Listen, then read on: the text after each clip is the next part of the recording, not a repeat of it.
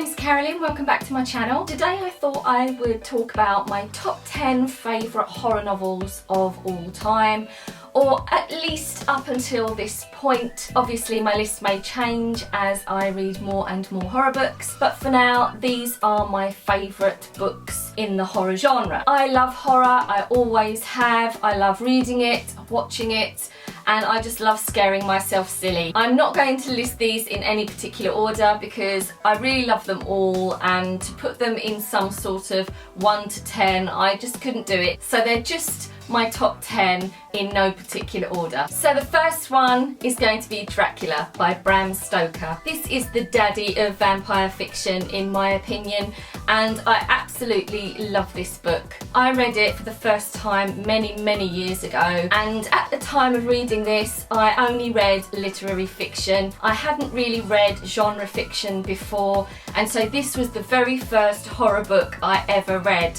and it was the book that got me into horror. I loved the old-fashioned narration, how the book was structured with letters, and I just think it was really atmospheric, and I would definitely recommend that everyone who loves horror or vampire fiction to read this. The next book on my list is Frankenstein by Mary Shelley. We all know the story, and so I won't go into that. This was just an amazing read. I loved everything about this book, from the writing to the characterization and the monster itself. I found myself feeling sorry and sad for the monster.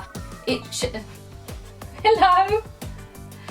It showed us that human nature is not particularly nice, and it evoked a lot of emotions for me. I also felt that Mary Shelley was ahead of her time. If you haven't read this book yet, I would definitely urge that you do. I just think it's amazing and it's a classic, and I just think you should read it. The next book on my list is I Am Legend by Richard Matheson. Now I know that many of you probably know it from the film with Will Smith, but ignore that. Do not connect the two because they are very different, and the film is crap and the book is awesome. Sorry to those who love the film. It was nothing like the book, and they even changed the ending, which drove me nuts because the ending is the best part about this book. I'm not often surprised anymore with most things, whether it's film or books. I see a lot of stuff coming. The more you watch of a genre, you know the tropes, and sometimes those tropes just get overused and you end up just knowing what is going to happen next.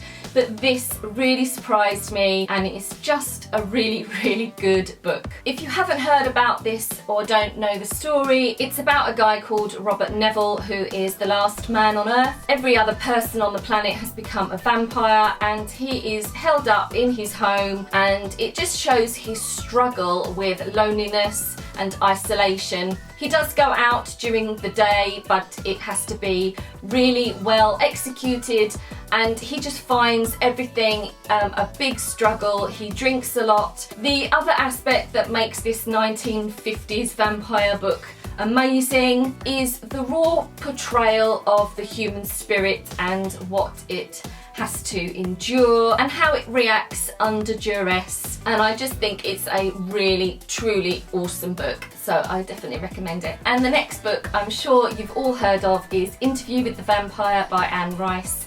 I read this a very long time ago. I read the whole of the Vampire Chronicles, and I really love this series. Lestat was probably the main reason I love these books, because I just found his characters so intriguing, interesting and charismatic. It's set in New Orleans, and so it is very atmospheric and deals with good and evil along with religion. I would say that the main reason that I love this book, as I said, is Lestat, as he really captured my heart. And as you read further into the series, his character does get developed. And so yeah, this will always be on my top 10, I'm sure. So the next book, I'm going to cheat a bit as it's a trilogy written by Rhiannon Frater. Once I read it, I absolutely loved it. I thought the writing was really good and the characterisation was really good as well. And just how Frater writes, it just really connected with me, and I just love these books. The first one is The First Days, the second is Fighting to Survive, and the third book and last book is Siege. This series sort of had it all for me. There were two really kick-ass protagonists, female leads as well, which is quite rare within zombie literature, from those that I have read anyway. And so it was really refreshing to have two female leads getting out there with guns and axes, killing all the zombies. It's a really fast-paced, action-packed series, and even though there is a lot of action, a lot of zombie munching and blood and gore and all that good stuff that you really want in zombie literature, the two lead female characters really cemented this trilogy as one of my favourites. Katie and Jenny are very different, and so you had that dynamic and combination of different personalities, but they were really close and it was just a really good series. So yeah, if you haven't read this trilogy yet, I would definitely recommend you do, because it's just awesome. Another zombie book in my top 10 is Alison Hewitt is Trapped by Madeleine Roux. Yes, there are shuffling zombie munchers, there is a group of survivors. There's nothing new in that respect that this book brings to the zombie genre. However, I felt that again, it was a female protagonist, and so that just helps me connect with the book even more.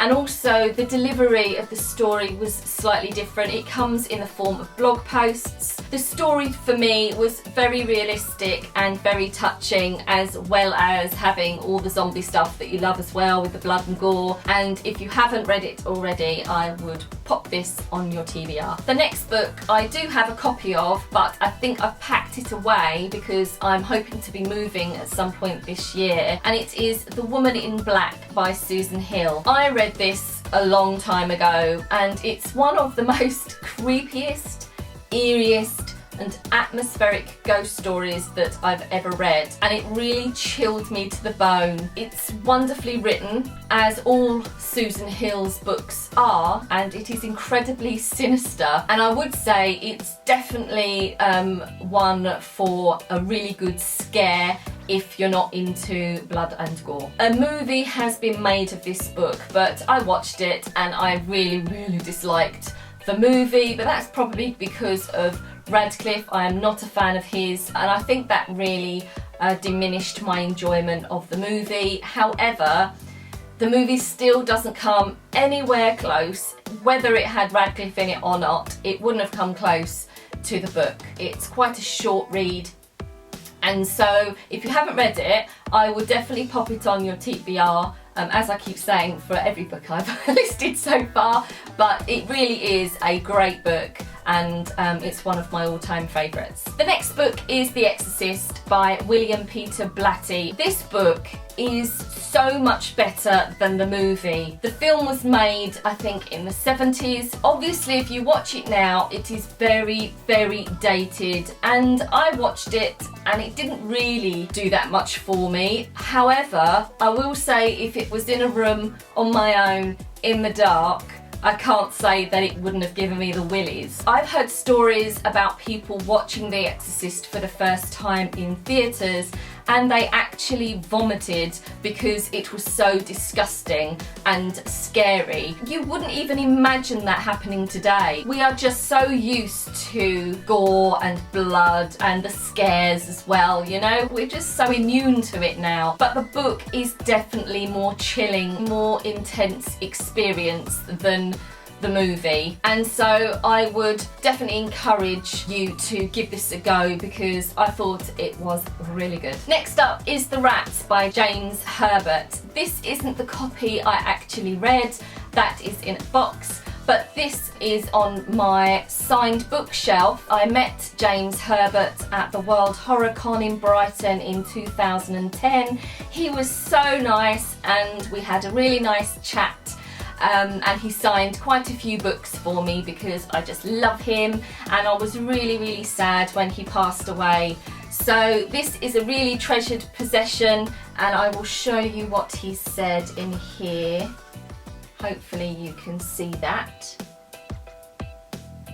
I read this a really long time ago, as most of my books seem to be. The reason there's so many books that I've read a long time ago that are still in my top 10 lists is because I haven't read anything that's replaced them. You hope that one day a book that you read is going to affect you, and within the horror genre I haven't found anything yet, so that's why most of these books are books I read many years ago. However, this is a fun book. It's a very short book. It's only, let's have a look. It's just under 200 pages, so it won't take you long to read. It's set in London and so has really lots of atmosphere, and it's about these dog-sized rats that eat people and have a craving for human flesh. It is Herbert's first published work and was published in 1974, so it is a bit dated compared to some other horror books of more recent times, but I think it still should be in everybody's collection, and if you haven't read it, I would definitely give it a go. The next book is The Rising by Brian Keane, another zombie book. Sorry guys, but I do love my flesh eaters.